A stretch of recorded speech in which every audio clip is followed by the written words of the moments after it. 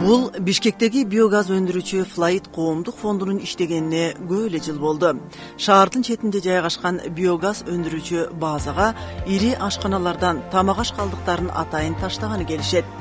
Анткени таштандылар полигонуна ыргытуу экология үчүн өтө кооптуу экени жалпыга маалым. Андыктан бул жерде чириндилерден биогаз өндүрүлөт. Биогаз өндүрүү базасына алып келинген калдыктар иштетилип чыгарылып, метан газы жана биоглид жер семирткичтери өндүрүлөт.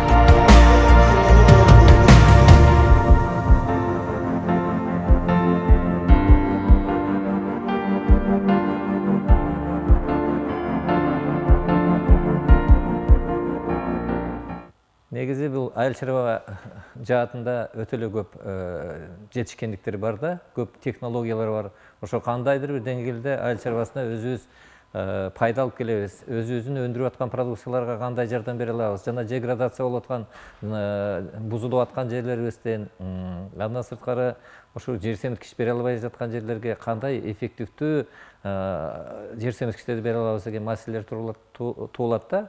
Мына ушул маселенин ичинде эң негизги бүгүнкү багыт, бирден бири ушул айыл чарбасына керектүү багыт бул биогаз орнотмолору деп эсептейбиз да. Анткени бул биогаз орнотмолору негизи эгерде биз тарыхына кайрылсак, бул биздин заманга чейинки эле замандарда ушул жер астынан жанагы саздарда же болбосо бир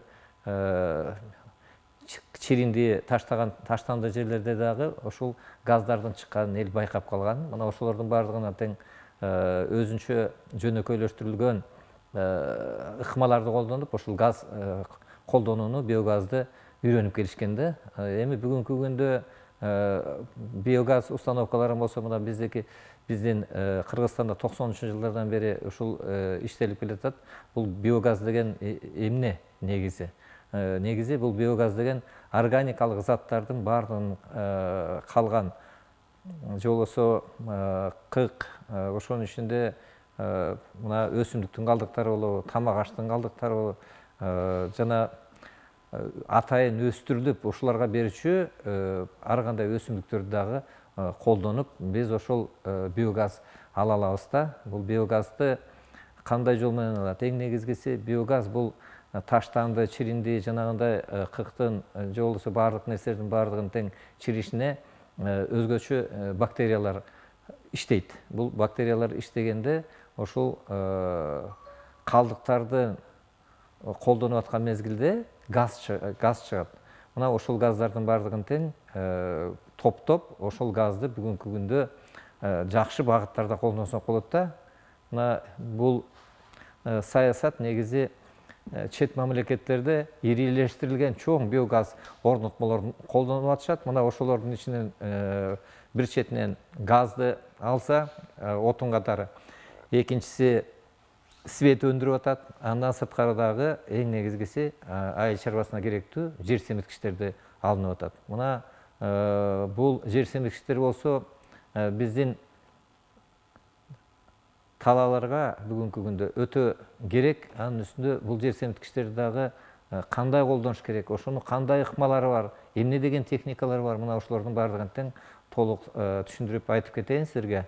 Мына азыр биз болсо, бул мен теория жагынан алганда жалпы эң биринчиден бул биогазды өндүрүш үчүн фермалар болуш керек, же болбосо 20дан кем эмес уйдун башынан чыккан кыктар болуш керек. Мына ушулардын баардыгын тең топтоп, 5 куб болобу, 10 куб болобу орнотмолорду коюп, ошол орнотмолордун ичине атайын салып, бул кыктардын баардыгын тең анан ушу 3төн 1 бөлүгүнө суу менен толтурулат. Ошол сууну аралаштырып, андан кийин ал биогаздан чыккан газдардын баардыгын тең газгольдер деп коет, өзүнчө бир топтомго топтоло турган жайга топтоп алып туруп, бул газды биз колдонуп баштайбыз. Ошо колдонгондо үйдү жылытсак болот, сарайларды, же болбосо бизге кайсы тарапта ушул жылуулук керек болсо, ошол тарапта колдонсок болот.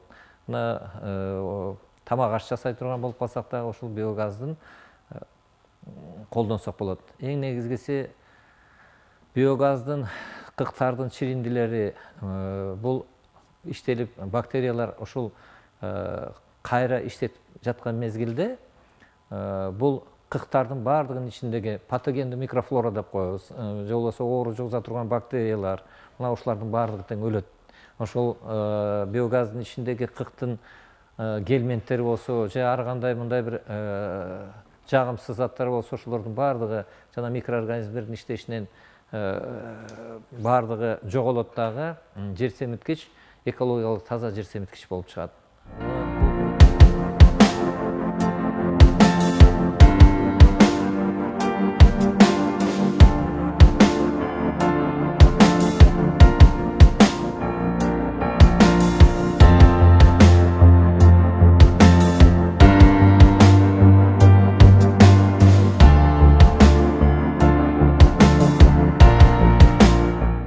Бул биогаз орнотмолордун эң негизги эле бөлүктөрүнүн бири.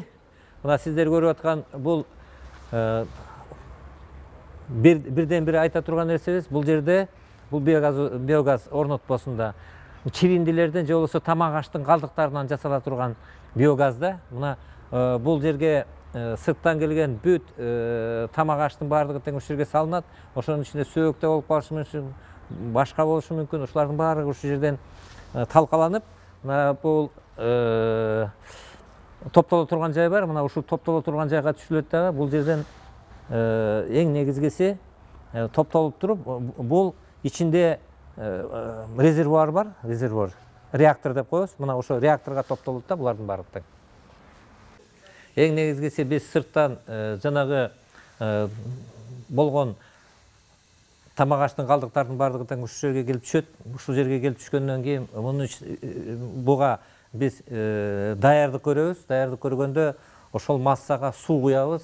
Жалпы суу куюп баардык аралашмаларын толуктагандан кийин мына бул жерде насос турат. Мына бул жерде мына насос вентилятор турат. Бул жерде насосту иштетип баштаганда бул насостун иштегендери менен бүт реакторлорго, мына ушул эки реакторга келип, бул сырьёнун баардыгы тең реакторлорго түшөт. Реакторду биз толугу менен толтурбайбыз, 3төн 2 бөлүгүн гана толтурабыз, а 1 бөлүгү болсо газга калат да. Мына бул жерде бул реакторду дагы биз сыртынан жылуулашыбыз керек. Анткени реактордун ичинде 32-36 градус жылуулукта кармашыбыз керек. Анткени бактериялар именно ушул температурада жакшы көбөйөт дагы, газды да бөлүп чыгарышы дагы жакшы болот. Эми айрым жерлерде биз мындай газ голдерлерди мына кышкы мезгилдерде өтө суук болуп калган мезгилдерде иштебей калып атат. Бүгүнкү күндө ушул реакторлорду болсо биз мындай жер үстүндө эмес, жердин астына чөгөрүп жиберип туруп, коюп, ошол жактан жерди казып туруп алдына койгон жакшы да. Анткени сырттагы канча суук болбосун, баягы жердин астына койгондон кийин ошол бир калыпта температурада турат да. Эң негизгиси биз эмнени өтө көңүл бурушубуз керек. Убагында жанагы сырьёнун баарын даярдап туруп, бул жерге жүктөгөнгө, реакторлорго убагында, өз убагында мына бараки топтолгон газды мына бул жакта компрессорлор турат. Мына ошол компрессорлорго аркылуу газ голдер деп коебуз, же болбосо ушу газды топтой турган өзүнчө резервуарга кетиришибиз керек да. Бул жерде газдын баардыгы тең ошол өз убагында ушул иштелип бүткөн газ, иштелип бүткөн жер семиткичти мына биогазовый эффлуент деп айтабыз. Ошо биогазовый эффлуент болсо өз убагында мына вентиляторлор, мына жабдыктар аркылуу муну сордуруп алабыз дагы. Бул өзүнчө жерге сакталат. Өзүнчө жерге сакталат. Ушунун баардыгын тең мындай эң негизги температураны, өз убагында жүктөөнү, өз убагында чыгарып алууну, мына 3 нерсе эң маанилүү нерселер да. Бул жерлерге мына газ голдерди коюп аткан мезгилде дагы мына могу жерде манометрлер турат. Газ канчалык топтолду, мына ушул канчалык топтолгон мезгилде биз компрессорду иштетип, муну газ голдерге жөнөтөбүз. Ошолорду так билип алыш керек да. Анан эң негизгиси мына ушул температураны дайым 36 градуста кармаш үчүн мына бул жерде газдын бир бөлүгү кайра кайтарылып келет дагы, кайра ушул эле газдын реакторун жылытканга кетет.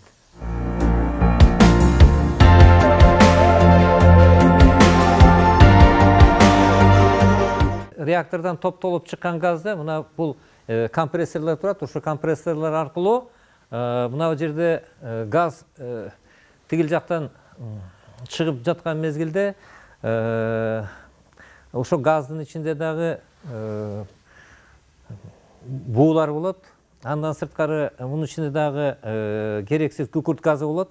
Мына ушул күкүрт газын экөөнү токтотуш, ошону газ көлдөргө кетпесин үчүн, тигил жакка таза газ кетиш үчүн мынандай фильтрлер коюлганда, мына фильтрлердин арасында ошо конденсатты ала турган, андан сырткары жанагы күкүрт газын дагы алып кала турган, күкүрт газын алып кала турган ошо мына жабдыктар, фильтрлер да, мына бул эки фильтр. Мына андан кийин мына сырттан көрүп турасыздар, мына бул жактан чыккан газ, мына бул эң акыркы точкасынан чыккан газ мына эмеге кетет. Топтоло турган газ көлдөргө кетет да. Ал редукторго келип туруп, бул жактан ошо багыттар боюнча бөлүнүп кетет да. Бул тамак ашка кетеби, же сарайды жылытканга кетеби, же башка кетеби, өз багыттары менен кетет.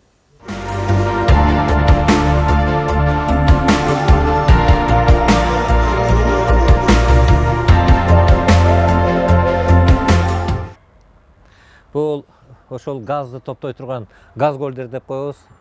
Жана таза газ келип ушул жерге топтолот. Эң негизгиси ошол газдарды топтоочу жайларга, мындай топтоочу жерлерге коюп атканда басым өтө көбөйүп кетпеси үчүн дагы бир труба башында коюлган. Ошол артык баш газ чыгып кете турган труба коюш керек да. Ошол анткени эгерде өтө көп болуп кетсе, бул жарылып да кетиши мүмкүн. Ошон үчүн көп, эгерде газ көп болуп кетсе, ошол газды факел аркылуу ошо чыгып аткан газды күйгүзүп салыш керек да. Баягы абага мындай жөн эле тарап кетпестен, ошого ошо факел коюп, карап, ошону күйгүзүп, ошо басымды азайтып туруш керек да. Бул коопсуздук багытындагы жасалган нерсени орнотмолорду коюп атканда баардыгы эске алыш керек да. Кээ бир жерлерде ушул нерселерди койбой жүрөт. Айрым учурларда ушулардын жарылып кетип аткан убактары да бар да. Ошон үчүн мына газды иштетем, ушундай газ менен иштейм деген биздин жарандардын баардыгы тең.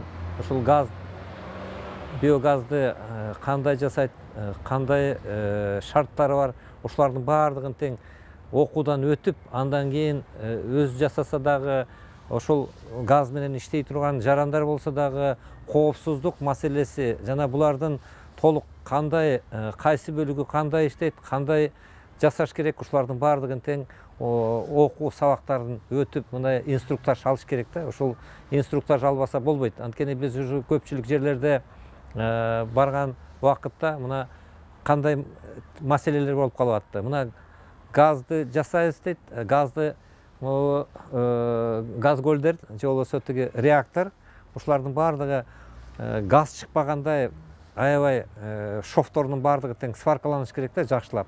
Эгерде жакшы сваркаланбай калса, анда газ жасаган бекер текке кетет да, оокаты. Мына ушундай нерселерди дагы биз ушул семинар өткөзүп аткан мезгилде ушул көпчүлүк биздин ушу газды өздөрү жасап алгандар ушул нерселерди айтышты. Анткени бул цистернаны көрдүңөрбү, өтө чоң болгон үчүн буларды дагы атайын текшерип, герметизациясын текшере турган стенттер, эмелер керек, жабдыктар керек. Мына ушулардын баардыгын тең бул жерден аябай текшеришип, андан кийин анан орнотулат да. Мына ушул маселеге келгенде ушу газ, биогаз орнотмолорун курабыз дегендерге мен айтып кетет элем. Адистер менен кеңешип, адистерден акчаны аябай эле ошо адистерге курдуруп алыш керек да.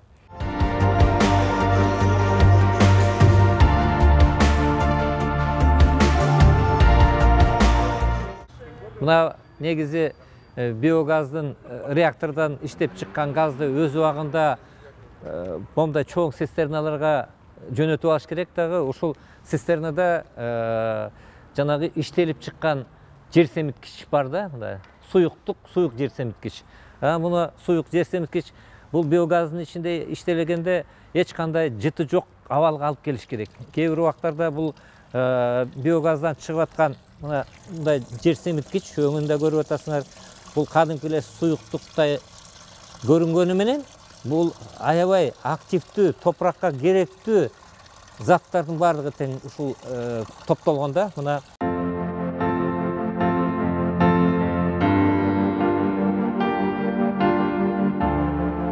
мындай суюктук түрүндөгү био жер семиткичтер жер кыртышын жумшартууда табылгыс баалуу каражат.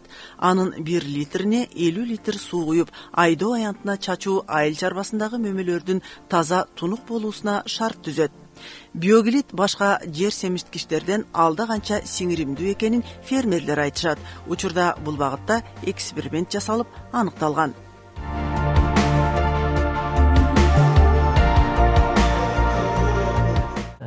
Мына биз биогаздан чыккан жер семиткичтерди ушундай цистерналар менен талааларга чачылат да. Мына бул эми тракторго илинип алат. Тракторго илинип талааларга чачылат. Талааларга кайсыл мезгилде чачыш керек? Эң негизи бул жер семиткичтер жер айдоонун алдында 1 гектар жерге 5 тонна кетет. Өз орточо 5 тоннаны ошо талаага топуракка чачсак эң жакшы эмесин берет да, өзүнүн жыйынтыгын берет. Андан кийин сугарып аткан мезгилде дагы мынандай 200 литрлик бочкага куюп коюп эле, ушундан акырын 200 литрлик бочкага коюп, кран жасап коюп туруп, ушул жер семиткичтерди шербет суу катары дагы суу менен да колдонсок болот да, эң негизгиси. Эми баягы өсүмдүктөр бир эле убакытта азык затты өтө көп албайт, ошон үчүн кошумча азыктарды бергенге дагы ушул жер семиткичтер аябай өзүнүн эффективдүүлүгүн берет да, эффективдүү аябай жакшы. Бул жер семиткичтер кандайча иштейт? Бул жер семиткичтин азот, фосфор, калий деген заттардын баардыгы тең ушул цистернанын ичинде же болбосо жанагы жер семиткич, суюк жер семиткичтин ичинде бар. Бул эң негизи топуракта микроорганизмдердин иштешине аябай жакшы шарт түзүп берет. Мына ушул биогазовый эффлуенттен чыккан жер семиткичтер азот, фосфор, калий жана макро микроэлементтер дагы аябай өсүмдүккө жеңил ала турган, жеңил сиңдире турган жер семиткич болгондуктан бул бүгүнкү күндө экологиялык азыктарды, экологиялык чарба жүргүзүүдө бүгүнкү күндө бизде эң маанилүү орунду ээлейт.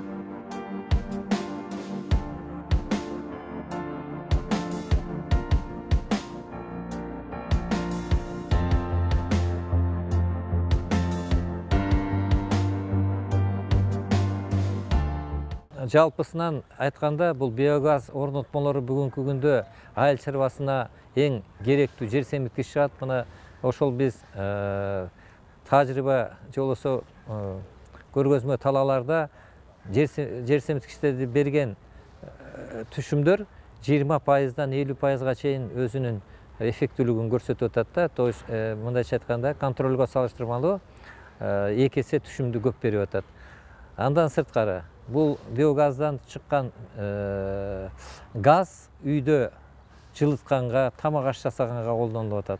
Мына ушул эле биогазга мотор коюп туруп, бул светти дагы кошумча свет өндүрүлсө да болот.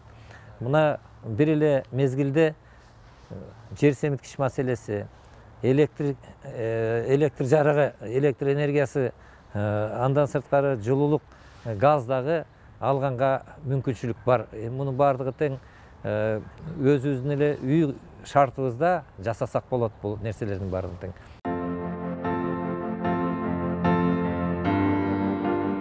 Биогаз өндүрүп чыгарууда кадимки таштанды чириндилерден көгүлтүр оттун жануусун кандайча жол менен өндүрүлөрүн билүү үчүн келген фермерлер арбын.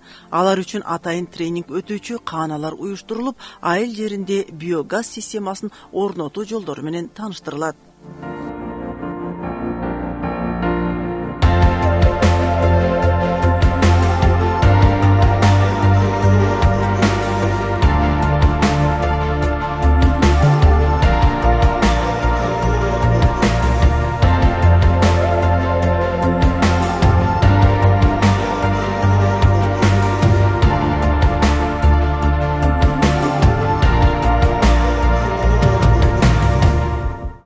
Схема работы биогазовой установки.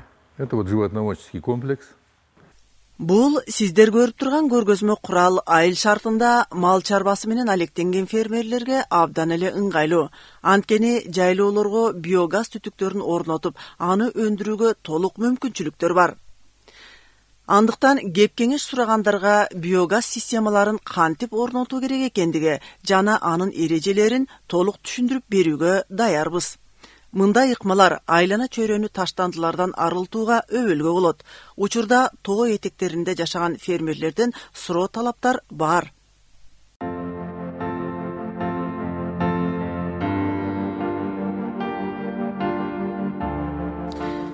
Республикабыздын аймагында биогаз өндүргөн ишкер фермерлер арбын. Алар айыл чарбасына пайдалуу жер семирткичтерди өндүрүп жана метан газын турмуш тирикчиликтерине кеңири пайдаланышууда.